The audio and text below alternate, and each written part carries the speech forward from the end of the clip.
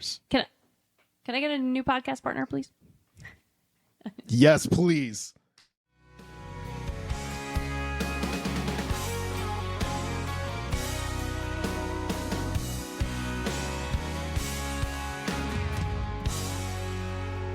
Hey everybody, what's up? And welcome back to the Nashtea, your favorite Music City podcast. I am Allie, here with Ty, as always. Hello, everybody.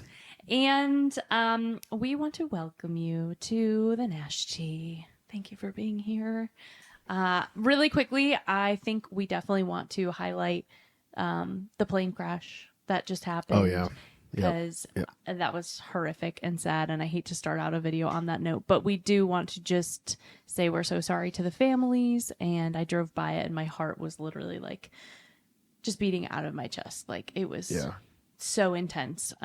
So we definitely want to send all of our love because we love West Nashville. And some of us have lived here, and it's just it actually the plane crash took place I mean literally behind your old apartment place. Yeah, for sure. Literally right I mean behind it. like right behind it. Absolutely. Yeah. Like it was crazy. The videos that were circulating afterwards were just so sad, between like the street cams and then, you know, people's passenger videos. And then the pilot did an amazing job avoiding causing any more and making any more making the situation any worse. Like he avoided cars, buildings, and found this There's one so little much over there. I know. Yeah. It's scary. I fly on the simulator all the time. In fact, I did it this morning. I did the exact route because I wanted to see like what happened. And really I was also trying to show Julie to calm her down, be like, listen. Right, yeah. Let me show you what pilots see when you're up at 2,400 feet and you're coming in. Mm-hmm. What you see as a pilot flying into John C. Toon here in Nashville is just nothing but mountains. You're not putting your plane down anywhere over here. I was like, so it's going to be over by the airport where it's leveled out and there's a lot more. There are more fields over there and places where you could ditch it. Yeah. You know, but no, I mean, like you said, it could have gone. Yeah. I mean, there's so much over there. You're right. I didn't even think about that until you just said that, and I started thinking how bad it could have gone. And I mean, that strip of grass is literally just like one little median, and then there's residences, shopping places, plazas. I mean, apartment buildings. Yep. So I mean, it's a happening spot where that plane went down. So, definitely. The fact that it landed in a grassy little knoll is a testament to the pilot, I think. Absolutely. You know, and absolutely. Trying to save more people. So our hearts go out to them. That happened last night. My God, that's man, so crazy. That's well, awful. We definitely wanted to highlight that and just support our Nashville community in any way that we can. So well said, Allie. All right. Well, so today we're going to be talking about recording a song. You guys have been very patient with the last couple weeks of us and our content. We've had a lot going on in our personal lives, but the show must go on, and we love doing the podcast. But we definitely wanted to bring it on back. We're not gonna tell them what we were doing, but maybe that's all you, buddy. No, we're not telling them shit. Okay, then why are you bringing it up? Except for this one thing. Oh God, maybe we were in the studio building some magic for you guys. I don't know. Gosh. Maybe we were, maybe we weren't. You're like my dog. You're very dramatic. Yeah, I know. It's part of the magic, though. I know. She went to the vet this morning. That's why I say that. But sweetest dog ever. She is, and this is the most white person thing you'll ever hear me say. But her dermatologist appointment is at the end of the month. Who needs a dermatologist for their dog? Yeah, well, I'm not going to make fun of you fired. for that because I love our dogs too. So they're parts of our family. Yeah, they are. And she's uncomfortable. So, anyway, that has nothing to do with today's topic, which is recording a song and the parts of recording a song. Now, we understand some of our listeners may be in the industry already, so this will be like old news to you guys, but we do have quite a few friends and family members that don't really know the process. So That's right. we thought it might be fun to share what that looks like from song conception to having a final mix that then you can distribute. So we're going to get into it today. And before we do, of course, we're going to hop into our song of the week. Yes. I love this. I love this section. And it kind of just, again, reiterates to you guys, like, how we've been feeling, our moods lately, our vibes. For me, it's been so much rain. Yeah. And I've connected so much to Noah Kahan, of course, as everyone has. He's an overnight sensation. And overnight, I say that. But he's been working his ass off, and he finally got some success that is well-deserved. So my song is going to be off of his 6th season album. And I love so many of them, but this one is called All My Love. The track is awesome.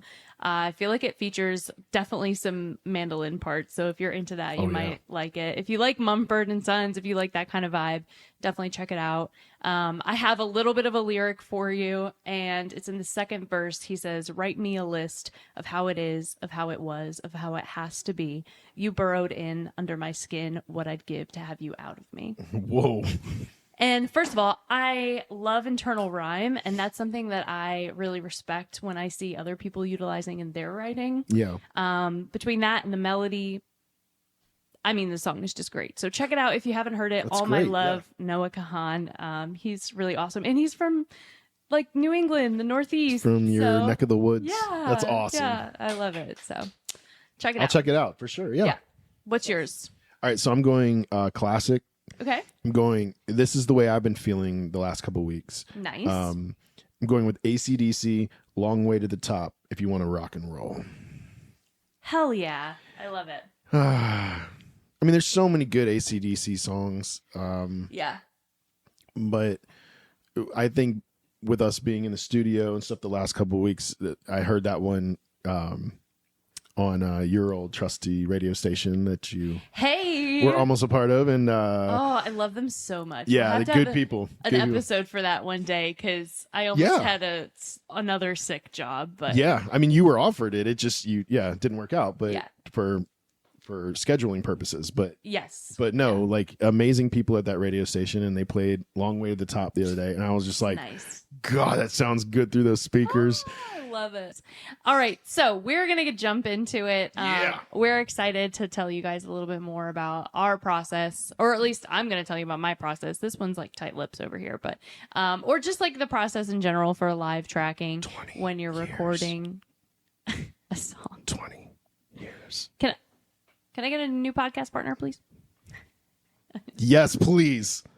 Oh my God, I would love to be on the other side. I didn't want to be here in the first place, but I would love to be on the other side and having Christ. and like producing you guys. No, you're here. Sit your ass down in that chair. All right, welcome here to the we music go. industry. You're in prison. Hotel California, baby. That's right. That's right. That's right. Okay. So let's teach the people who don't know what the recording process is like. Sounds good. Okay. I mean, it can vary, obviously, but we're going to be specifically talking about tracking with session players and seeing it through with actual musicians in the room and doing scratch tracks and all of that. So there are a lot of different ways to create music, and there are people out there that are incredibly talented about, creating music digitally and not really needing any of that. Of course, like Charlie Puth comes to mind. He can literally make music out of like yeah, and like he'll tune it, and like that dude has perfect pitch. It's crazy what he does. So shout out Charlie. Hey, I don't know if you guys know what that is, but like it's insane to be a singer and have perfect pitch. Like it's nuts. It's wild. So there's a lot of different ways that you can create music, but today we're talking about like the Nashville way, and that is going into the studio, having the musicians there, and cutting the band tracks. So we're just gonna get right into it. I feel like a perfect place to start is with the song itself. Like, you have to have a song that you want to record, whether it's something that you've written, you've co-written, or that's been shopped for you. You start with a song. So, I mean, you're an artist. You're only really recording stuff that you've written. Yeah. Has it ever been different for you? Like, or have you only recorded things that you were written? No, I mean, they used to have, like when I was on a label, they would have pitch meetings. And so you would have people writing for you. And is that how Barn came to be? No, like I wrote that for somebody else. Oh, okay. Gotcha, yeah. I wrote that for, well, not for anybody in particular, but Jason Aldean's camp took it. Yeah. And then that's kind of what they have it on hold. People start, yeah. And that's kind of what started, like, people started taking notice because all of a sudden it was like Tim McGraw started putting stuff on hold. You know, I could start name dropping after all these years. You don't have to. I started getting some bigger names holding my stuff. Yeah. And so that opens up other opportunities and other doors. And so I started getting better songs pitched to me and I knew where the standard was. So even when I was writing for myself, I knew like this is a really great idea, but it's nowhere near the caliber of what it needs to be in order to be in that, you know. That's great. So you had a clear idea of what you wanted to say as an artist. And I think that's the most important part when you go in and you're ready to record. Like for me, I recorded an EP and I should have waited. I should have come to town. I should have written and I should have developed that skill before recording anything. I'm thankful for the experience that I had. Yeah. But your song selection is very, very important. So, definitely something to prioritize there. Then I feel like it comes down to finding a producer that you want to work with. Mm-hmm. Again, take your time. Find somebody that's going to fit your, your vibe, how you want to see yourself musically, somebody that can mimic your samples. If they come to you and they're like, hey, what do you want production wise? And you say a certain set of artists that you like their style, just make sure that they're able to emulate that in their craft and that they can provide examples. So you kind of have an idea of what you're working with. Again, I came to town. Great advice. I worked with a producer, super talented guy, not like exactly my fit or vibe, like just the way that we live our lives, but super experienced. And, we were able to go into the studio and it ended up going in a different direction than I thought. But again, it wasn't my money that was funding it. Right, so there were other things at play there. Of course. But yeah, if you have somebody that speaks the language, he was able to just tell the guys, hey, like, give it a little bit more Glenn Fry, and they just knew exactly what they needed to do. So that's always important. And then you get to the audio engineer, right? Yeah. So typically, I feel like in the experience that I've had, the engineer kind of comes with the territory of where you end up recording your music. So yeah. We use somebody in-house, kind of, I think. And it doesn't have to. It doesn't have to. Yeah. In my experience, but that is an important part. You're right. Like if you choose a studio, you can always bring your own engineers in, but likely they have somebody on staff that can step in. I feel like that part is less important. They're incredibly important to the whole process. You need them. Like you couldn't do it without them. But in terms of like shopping people, I think that you could go with anybody, and as long as they were talented and certified, like you would be good because they're chopping it up and they're making the mix happen. I agree with you. As long as they're at this level, then they can always fix things later in mastering and stuff like that. Yes, for sure. But it makes the process a lot easier the better if the you got audio engineer is. So if you want an example of that, even if you're not into pop music or you have certain feelings about Ariana Grande or whatever, I would recommend going in and looking at like some of her sessions online if you want to know what we're talking about, because she can be in the booth and she can say like, okay, like run it back. We need 16 bars before this. And like the guy just puts it where it needs to be so she can put in new layers. Oh, I love that. I'd love to get another note on the I'm going to add it. Okay. If that's okay. Thank you.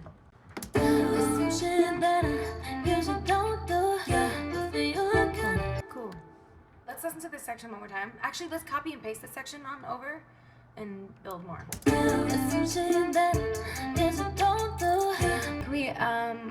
I think I need the to happen. There's some shit that Let's move it over to the right after the first phrase this time on the second half. Yeah. And then keep the second one blank because maybe I'll do something different there. Oh, okay.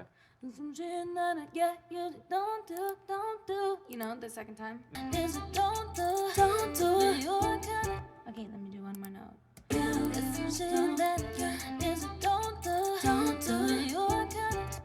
let me do two more. Mm-hmm. Okay, let's listen to the second half, please. I think I know. Sorry, go ahead.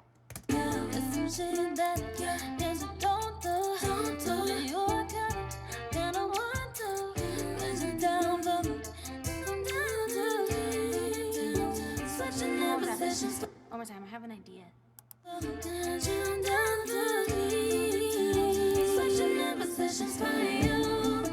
that pretty? Fire. Nice. Okay, let me double that. You can punch me a little closer this time. Yep, I gotcha.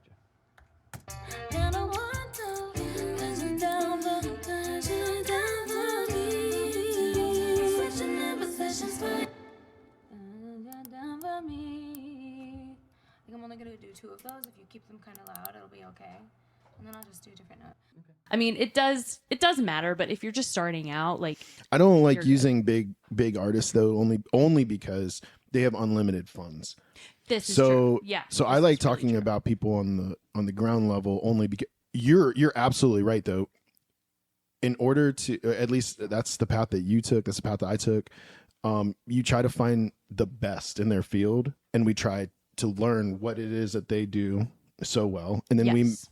you add in your own little, quirks and stuff to make Yeah. it your own. For sure. But yes, like you should always be looking at the best, like you said, Ariana Grande is one of Yes. the best, and so, but if you want to realistically in your mind go, how close am I going to get to sounding like that?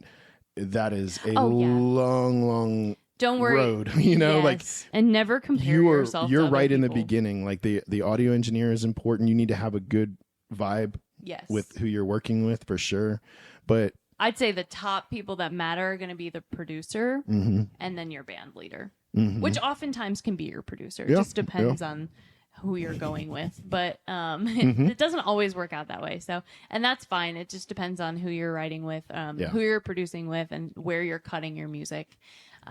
So I think maybe next we should talk about the musicians involved.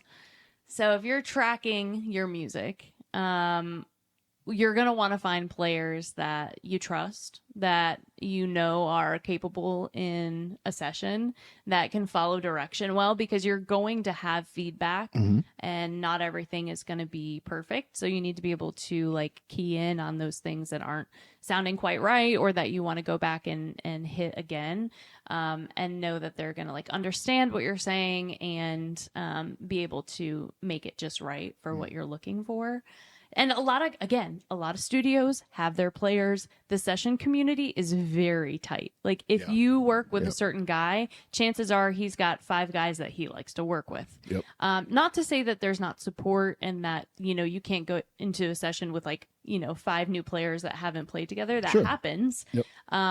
But usually session guys have people that they really vibe with and they like to work with. And there's good and bad to both. The good is that they're very fast and they're very, very good at what they do. Yes. Like they're second to none. Mm-hmm. The bad is that when you have a short amount of time to get all this stuff done and they have played together before, you start sounding like a band. Mm-hmm. And so if you don't have a clear idea for what you are and what you do, you're going to end up sounding like every other session that comes out of that place. This is true. That is all on the artist because they're playing the same stuff. Like you're not coming in with anything earth shattering. Yeah. You know what I mean? Like you've seen my charts. I think you understand, like maybe there's a little bit more that goes into my stuff than a 3-chord, twangy country song. Yeah, for but sure. at the same time, they've heard, it's nothing they haven't heard before. Right. I'm not doing anything where I'm like, we're reinventing the wheel here. There are other sounds that have come out of the studio where the music will sound eerily similar. Yeah. I think. Mm-hmm. What makes the difference is you is the artist, is the preparation that you put in before you go in there, whether it's a year or a week or a month, it doesn't matter. But like that prep time before makes all of the difference, so that when you get into the studio, as this one can attest, know your keys, those are just basic things, but they're things that really maybe you don't put a lot of emphasis on, because when you sit down and you're singing at home and you're sitting on your couch and you're practicing, right? Hopefully you're standing up, because that's what you should be doing. But if you're sitting down singing and practicing, just know that you're probably going to be a full octave higher when you go into the studio and you're standing up and you have the adrenaline going from the band behind you and everything. You're naturally going to sing higher. So that's what I've made mistakes in the past, where I sit there, even recently, where I sit there and I'm like, I think this is perfect. Then I bump it up higher, knowing that once I get in the studio, I'm gonna have to bump it up higher, and it still wasn't high enough. So, that's really important to get with somebody that can, if you don't know how to find your key, to get with somebody who can help you find your keys to songs. Yes. Because that's going to help you when you go out playing live, but also when you're in the studio, it'll help make the process a lot faster. Yeah. And just as a vocalist, you should know your keys anyway. That because is true. You'll get roasted by the musicians in this town. Yeah. So that's a really, really good point. And so, when it comes to like this episode, and we've kind of broken things down, and I've sectioned it off as like before you get there, the day of, and then after. And that's important to have ahead of time, so now things can change. Like in the day of category, we do have key tempo confirmation with the band when they're there, because sometimes they'll play it back live, or sometimes they'll just play the demos. Like it just kind of depends on the session and who you're in with. But yes, that is super important. And that information should go over when you do send your acoustic demos to whoever you've selected as your producer or your band leader, or whomever is receiving that information ahead of time. Yeah. Your charts should have your keys on them, and they should have the tempo. So you are set and ready to go, and there's no question. And then you can't end up in a different place than you need to be. And if you want to look even more professional, just print out lyric sheets for everybody.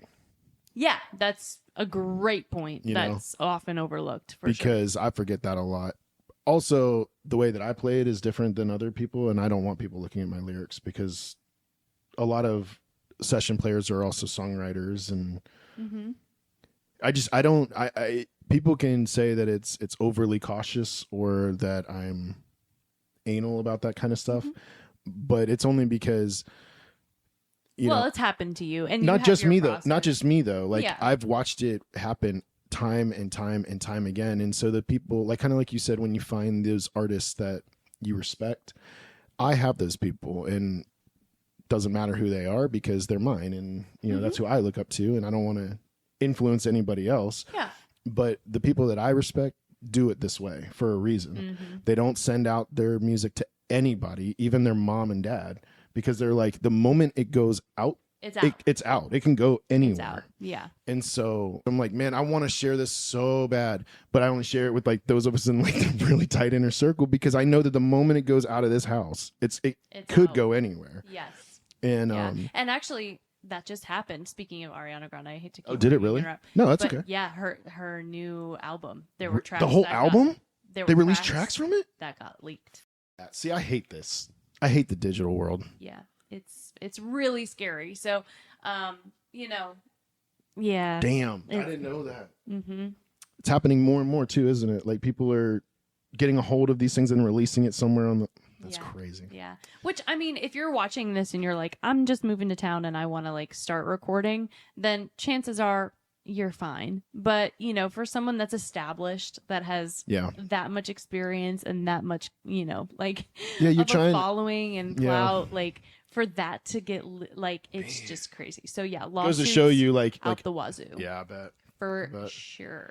And that's what I always, and so as a smaller artist, the reason that I still abide by those rules is because the same rules do apply. It's just easier to steal people's stuff when they're smaller. The bigger you get, it's like okay, we can do it, but it's going to come with a lawsuit. Is it worth that? And then they'll be like, yeah, it is worth it. And so they'll do it anyway. Right. But when you're small, like you don't have the money to go get lawyers and spend all that time. And then not only that, but they'll tie you up in court. So your music sits on a shelf for years. That's the ugly side of the business. But like, we're talking about the good part, which is the recording, but that is all part of it. It's like, in my opinion, do whatever you want to do. I have lots of friends who are very open in the studio. I think you're pretty open, and I am, which is great. No, but that's great. It's great because what you're doing has to be easier to describe your vision. Whereas, you know, I'm like, I would just say that you're not. I've got like, no, but I mean, I've got like a million parts moving, and I'm trying to like watch over every little thing. Whereas you're more like, I love this song. I'm going to record this song and I'm going to put this song out there. And it's just, whoosh. Yeah. And I love that. That's the way that it should be. But you know why though? Because I spent so many years when I came to town, like tied up in my own little box. And I understand why you are the way you are. And I think it's warranted and it makes total sense. But I'm just at the point in my life now where I'm like, I want to be as collaborative as I can because I feel like the people who are at the top collaborate, and I'll probably get bit in the ass because I understand that sounds like it has a certain level of naivete behind it. Like, I think everyone has their own idea of how they want their process to be, and there's beauty in all of it. And I think here, if you have a vision that's drastically different than everyone else, hold it as close to your vest as long as you possibly can. Bingo. I agree with that. If you're more of like she said, she likes being a collaborator, everybody kind of working together, everything out in the open. It's a beautiful thing. And like that Nashville is there for that. I'm a part of that. I've been a part of it for 20 years. I stress that only to say like it's 20 years. Like when I sit with people that have been here for 30, I'm like, how the you done that, bro? Like it's hard. It's easy to like be new and go, I just want everything to be great. And it's like, that would be awesome. You get burned. Not saying you say that. I'm saying burned. Yeah. But you know, prepare for that. Yeah, you're gonna get burned. People are gonna steal your stuff sometimes. And you can't sit there and harp on that for the rest of eternity because it's gonna happen. It's gonna happen. And also like just you don't play your best out. And maybe that's the wrong thing to think, but like I go and I play my songs that I know are strong and are solid, that are going to show people who I am as a writer. And if they want to write with me, amazing. I make connections based off that, but I'm not playing like the ones that I freaking love. You know what I mean? Yep. Like, I'm not doing that. Of course not. So again, maybe that's the wrong way to look at it. It's not the wrong way to look at it. That's it's the right way to look at it. With. That's the way to look at it. You know, it could be different for other people. So anyway, when you pick your song, you'll go through all of that. No, I'm really glad. I'm really glad we talked about this because I think that is so important what you just said. Yes. Because like showcase that you're I kind of thought we were going writer. a different way for a second, and then you brought it back in. I was oh, no, we're on the same page. Yeah. You go out, you play strong material. You cannot go out there playing, you know, B and C material. It has to be A material. But when you have, you know what your top, 4 or 5 are, and you don't do that until you're on a label and they're pushing that song out to the radio. Because the moment it's out there, it's gone. It's gone. Yeah. So yeah. Or maybe if you're in a room that you really, really respect and you've waited a lifetime to get there. Of course, a Bluebird or something like that. Yeah. You're a listening room. I know it seems like we're off topic of the studio, but I promise you that we're not, because this is important. Yeah. This is all because you need to know who you are and you need to know all of these things before you even step into the studio. Yeah. Because if you don't, then you're at the mercy of somebody else's direction. That's exactly right. Thank you guys so much for hanging out with us. We hope that this has been helpful. This has been part 1 of our recording a song episode, and there's a lot more to cover, so be sure to stay around and check us out next week for part 2. As always, you can write to nashteapodcast@gmail.com if you have any thoughts or questions about this process or anything Nashville related. We'd love to hear from you there. And until then, see you next time. Peace, guys. Bye.